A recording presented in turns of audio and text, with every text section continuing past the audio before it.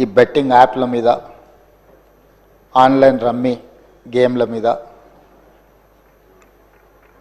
ప్రభుత్వం చర్యలు తీసుకోవాలి. పేదలకు తీరని నష్టం జరుగుతుంది. పేదలు ఈ బెట్టింగ్ యాప్లతో బలవుతున్నారు, ఆత్మహత్యలు చేసుకుంటున్నారు, రకరకాల ఆందోళనలు చేపట్టడం జరిగింది, మాట్లాడడం జరిగింది. అధ్యక్ష గత ప్రభుత్వమే 2017లో ఆన్లైన్ బెట్టింగ్ కానీ ఆన్లైన్ యాప్ వీటన్నిటి మీద నిషేధం చేస్తూ చట్టం తీసుకొచ్చింది. చట్టం చేశాం కానీ దాన్ని పకడ్బందీగా అమలు చేసే విషయంలో మరి గత ప్రభుత్వంలో కొంత నిర్లక్ష్యం జరిగింది. ఈ మధ్యకాలంలో అది చాలా వేగంగా తెలంగాణ రాష్ట్రంలో దుర్వినియోగం జరుగుతుంది. అందుకే అధ్యక్ష తమరి ద్వారా ఇది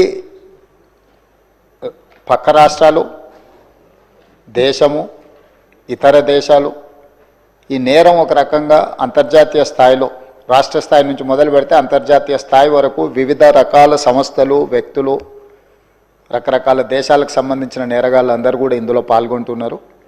ఇది ఏదో టెంపరీగా ఒక పోలీస్ స్టేషన్లోనో లేకపోతే ఒక పరిధిలో మనం విచారణ చేస్తే దీనికి ఈ సమస్యకు సమూలమైన పరిష్కారం కనుగొనే పరిస్థితి లేదు. కాబట్టి ఈ ఆన్లైన్ బెట్టింగ్ కానీ, ఆన్లైన్ ఈ యాప్లు కానీ, లేకపోతే ఆన్లైన్ రమ్మీ లాంటి గేములు, డిజిటల్లీ ఈ గేమింగ్ ఏదైతే జరుగుతుందో, ప్రధానంగా బెట్టింగ్ ఏదైతే జరుగుతుందో దీని పట్ల రాష్ట్ర ప్రభుత్వము అప్రమత్తంగా ఉండాలి, కఠినంగా వ్యవహరించాలని నిర్ణయం తీసుకున్నది. అధ్యక్ష నేను ఎవరి మీద ఆరోపణలు లేకపోతే ఎవరు ఏ పరిస్థితిలో వీటిని ప్రత్యక్షంగా పరోక్షంగా అనుమతించారు, ప్రోత్సహించారు, ఎక్కువ వివరాల దగ్గర నేను వెళ్ళదలుచుకోలేదు.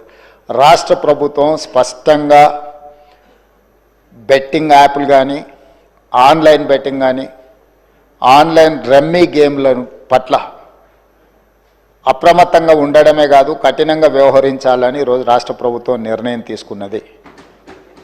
దీన్ని నిరోధించడానికి, నిషేధించడానికి అవసరమైన చర్యలు తీసుకోవడానికి ఒక స్పెషల్ ఇన్వెస్టిగేషన్ టీం, వీలైతే సిబిసిఐడి కానీ లేకపోతే అధికారులతో సమీక్ష చేసిన తర్వాత ఒక స్పెషల్ ఇన్వెస్టిగేషన్ టీంని వేసి కఠినంగా వ్యవహరించాలని చెప్పి ఈరోజు రాష్ట్ర ప్రభుత్వం నిర్ణయం తీసుకున్నది. అధ్యక్ష